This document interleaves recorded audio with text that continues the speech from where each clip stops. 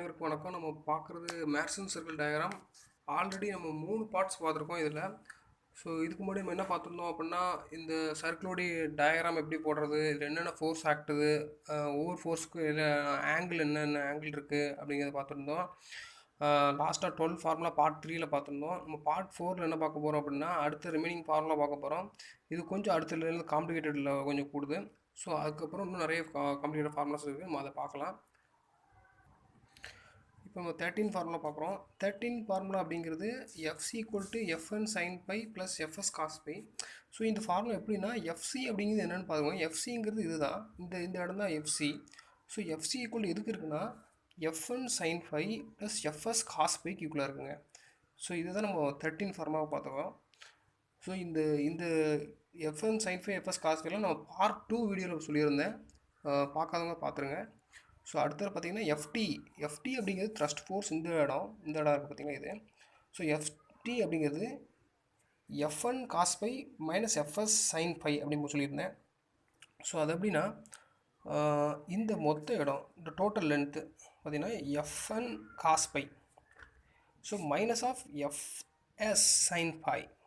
So போனால் இந்த length கிடச்சிது நமக்கு. ஸோ இதுதான் நம்ம த்ரஸ்ட் ஃபோர்ஸ் அப்படின்னு நம்ம சொல்கிறோம். ஒரு ஃபார்முலா இருக்குது. இதை தவிர இன்னும் கட்டிங் ஃபோர்ஸ், த்ரஸ்ட் ஃபோர்ஸ், இன்னொரு ஃபார்முலா, 2 ஃபார்முலா இருக்குது. அதை நம்ம பார்க்கலாம். ஸோ அதாவது இங்கே இருக்குது, இது இந்த இடம் ஈக்குவல்னா, அதே மாதிரி இந்த இடமும் இதுக்கு ஈக்குவலாக இருக்கும். ஸோ அதாவது FC equal to N cos alpha plus F sine alpha அப்படிங்கிறது தான், எஃப் சைன் ஆல்ஃபா அப்படிங்கிற இந்த இடம். ஸோ அதாவது என்ன சொல்ல வராங்கன்னா, FN sine by plus FS cos pi equal to N cos alpha plus F sine alpha அப்படிங்கிறத ஈக்குவேட் பண்ணிக்கலாம். ஓகேங்களா? அதுமாதிரி த்ரஸ்ட் ஃபோர்ஸுக்கு இந்த பக்கம் நம்ம ஈக்குவேட் பண்ணியிருந்தோம். ஸோ இந்த பக்கம் இருக்குது, இன்னொரு பக்கம் இருக்குது. ஸோ அதுதான் நம்ம த்ரஸ்ட் ஃபோர்ஸ் அடுத்த 16வது ஃபார்முலா பார்க்க போகிறோம். அதாவது F cos alpha minus N sine alpha. இந்த மொத்த இடம் எஃப் காஸ் ஆல்ஃபா, இந்த இடம் சைன் ஆல்ஃபா கிடச்சிட்டா நமக்கு இந்த இடம் கிடச்சிரும். ஸோ இப்போ பார்த்தீங்கன்னா F cos alpha minus N sine alpha equal to இந்த இடத்துல உள்ள ஃபார்முலா பார்த்துக்கோங்க, இந்த இடம் மீனிங். அதாவது F cos alpha N sine alpha. ஓகேங்களா? அதாவது FN cos pi minus FS sine பைக்கு இந்த F cos alpha minus N sine alpha அப்படிங்கிறது ஈக்குவலாக இருக்கும். ஸோ இதையும் ஈக்குவல் பண்ணி ஒரு ஃபார்முலா எழுதலாம். நம்ம டோட்டலாக 16 ஃபார்முலா பார்த்துருக்கோம். ஸோ 17வது ஃபார்முலா அப்படிங்கிறது கொஞ்சம் காம்ப்ளிகேஷன், கொஞ்சம் அதிகம். ஸோ 17வது ஃபார்முலா அப்படிங்கிறது FN equal to FC sine by plus FT cos pi. இது எப்படி வந்துச்சு அப்படிங்கிறத பார்க்கலாம். இந்த 17வது ஃபார்முலா அப்படிங்கிறது ஈக்குவேஷன் 13வது ஃபார்முலாவும் 14வது ஃபார்முலா இருந்தால் நமக்கு கிடச்சிருக்கு ஆக்சுவலி.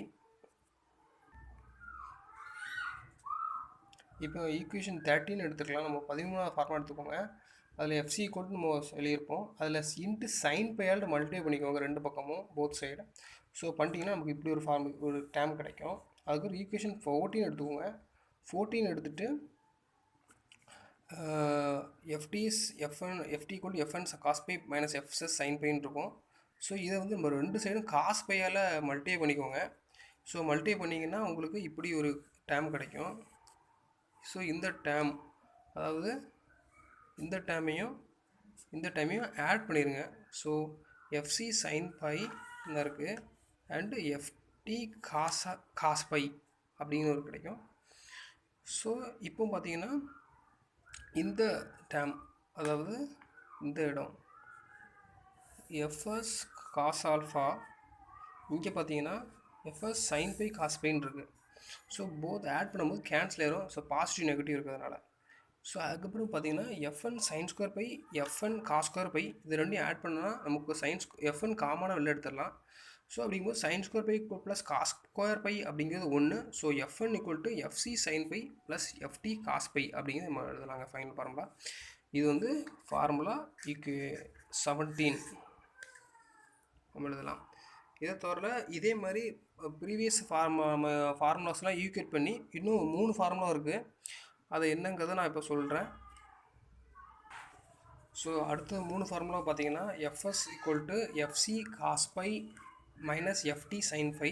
இந்த ஈக்குவேஷன் வந்து 13ம் 14ம் நீங்கள் நான் ப்ரீவியஸாக சொன்ன எக்ஸாம்பிள் பண்ணி பார்த்தீங்கன்னா உங்களுக்கு கிடைக்கும். ஸோ நம்ம முந்தின ஃபார்முலா பார்த்தீங்கன்னா சைன் பை போட்டிருப்போம். இதில் வந்து காஸ் பை போட்டு நீங்கள் பண்ணி பாருங்கள், உங்களுக்கு கிடச்சிடும். ஸோ இடத்துல 19 ஃபார்முலா பார்த்தீங்கன்னா F equal to FC sine alpha plus FT cos alpha அப்படிங்கிறது 19 ஃபார்முலா. இது 15வது ஃபார்முலாவும் 16ஆம் ஃபார்முலா வச்சு ஈக்குவேட் பண்ணி நம்ம கொண்டு வந்திருக்கோம். 20வது ஃபார்முலாங்கிறது n equal to FC cos alpha minus FT sine alpha. இது 15வது ஃபார்முலாவும் 16 ஃபார்முலா ஈக்குவேட் பண்ணி கொண்டு வந்திருக்கோம். டோட்டலாக நம்ம 20 ஃபார்முலா பார்த்துருக்கோம். இது மேத்ஸ் சர்க்கிளில் இவ்வளோ ஃபார்முலா ஈக்குவேட் பண்ணி தான் சம்மு கேட்பாங்க. ஸோ இவ்வளோ நம்ம வந்து நம்ம டயக்ராமை முதல்ல வீடியோ போட்ட மாதிரி அவ்வளோத்தையும் ப்ராக்டிஸ் பண்ணி பாருங்கள். ஸோ வந்து ரொம்ப யூஸ்ஃபுல்லாக இருக்கும். ஓகே, இந்த வீடியோ பிடிச்சிருந்தா ஷேர் பண்ணுங்கள், லைக் பண்ணுங்கள், கமெண்ட் பண்ணுங்கள். So okay.